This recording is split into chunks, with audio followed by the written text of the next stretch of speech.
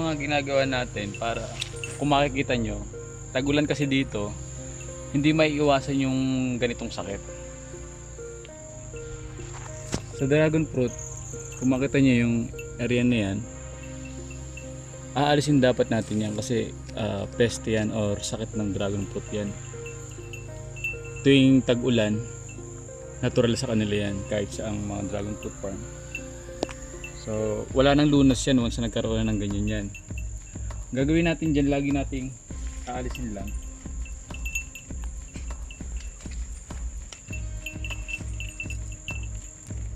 Huwag kayong manghinayang na kahit malaki na yan, kailangan nyo talagang alisin yan kasi wala nang lunas yan.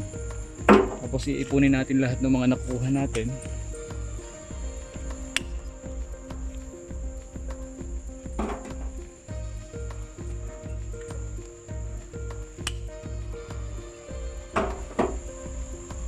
Na to, i-blow torch din natin, no? Para kasi hindi kami gumagamit ng pesticide, so kailangan nating i-sterilize yung ginagamit natin bago tayo lumipat ng puno. Tapos i-clear na rin natin yung paligid nya para mabawasan natin yung mga langgam, kasi yun yung nagkakos nung ayan. Yung butas na yan, papapakin ng langgam yan hanggang sa dumami ng dumami. Magkakaroon ng parang butas-butas yung sanga natin. Kung nagkaroon ng ganon, doon na magsisimula yung sakit niya.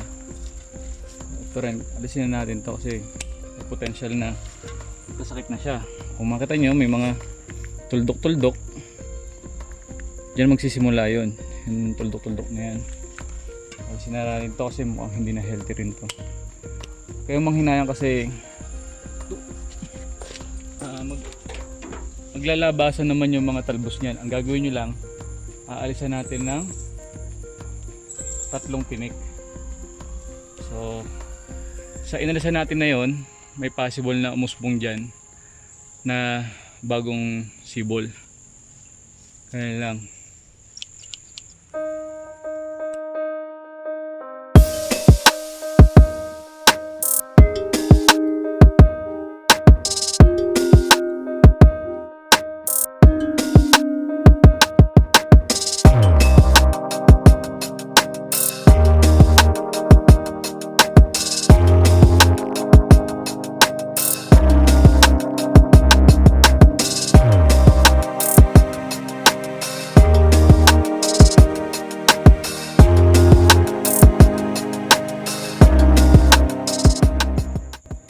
Napuno na natin tong cart natin nung may mga disease na dragon fruit natin, ano. So eto, dadalhin natin sa isolation area. So doon natin chachap-chapin yan para mamatay na siya, at kung kaya namang ibaon, pero sa akin kasi meron akong isolation area. Ako dinadala yan malalayo hanggang sa makompost siya. Pero hindi natin inilalagay yun sa dragon fruit ng compost na yun. Hinahayaan lang natin mabulok yun doon. So, samahan nyo ako, dali natin doon.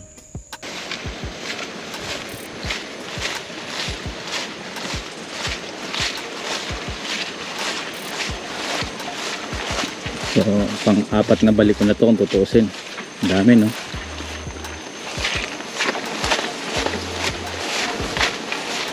So, dito ko dinadala yan. Tapos chachap-chapin natin.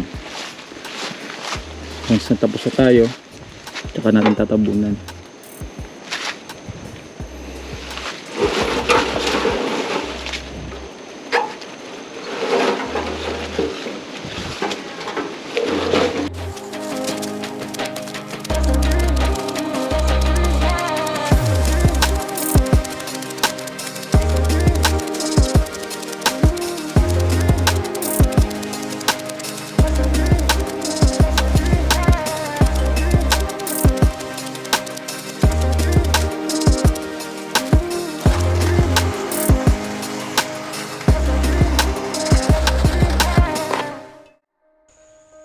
So, nadurog na natin, ano. Ginagawa natin kasi yung durugin yan para halimbawa Meron kasi tayo dito mga tao sa farm na akala meron silang makukuhang libreng cuttings dyan, no? Baka maikalat pa nila pag kinuha nila yan at itinanim sa mga bakuran nila. So yun yung iwasan natin, ano? Kunin ng mga tao at itanim. Ang hindi nila kasi alam, may sakit yan. So usually kasi hindi nila alam yung mga ganong bagay, kaya dapat para maiwasan mo na kumalat pa, chop-chopin mo na or ibaon. So later on siguro pag tapos na ako, tatabunan ko ng lupa yan, marami pa tayong hindi nakukuha. So wala pa tayo sa kalahati, ang dami natin nakukolekta. Ganyan na, para silong muna tayo at umuulan pa.